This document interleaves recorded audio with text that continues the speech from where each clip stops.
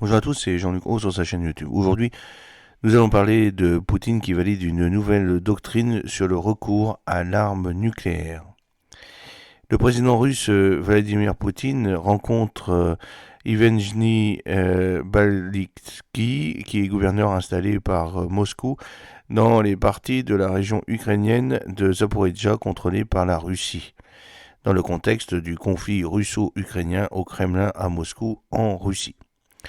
Le président russe Vladimir Poutine a approuvé mardi une nouvelle doctrine nucléaire élargissant les possibilités pour la Russie à recourir à l'arme atomique, notamment si le pays devait faire l'objet d'une attaque conventionnelle soutenue par un État doté de l'arme nucléaire.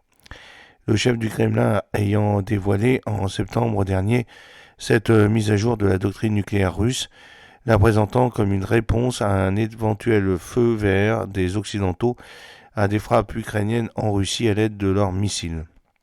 Selon des sources à Washington, ce pas a été franchi ce week-end par l'administration du président Joe Biden, qui a levé des restrictions empêchant jusqu'à présent l'Ukraine d'utiliser des missiles fournis par les États-Unis pour frapper en profondeur le territoire russe. Le président russe Vladimir Poutine a approuvé mardi une nouvelle doctrine nucléaire élargissant les possibilités pour la Russie de recourir à l'arme atomique, notamment si le pays devait faire face à l'objet d'une attaque conventionnelle soutenue par un État doté de l'arme nucléaire. Le chef du Kremlin avait dévoilé en septembre dernier cette mise à jour de la doctrine nucléaire russe, la présentant comme une réponse à un éventuel feu vert des Occidentaux à des frappes ukrainiennes en Russie à l'aide de leurs missiles.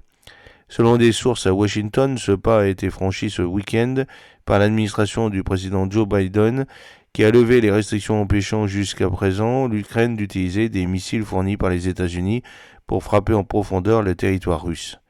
La doctrine actualisée, qui décrit les menaces susceptibles d'inciter les dirigeants russes à envisager une frappe nucléaire, précise que toute agression contre la Russie par un État non nucléaire, mais avec la participation ou le soutien d'un État nucléaire, sera considérée comme une attaque conjointe contre la Fédération russe.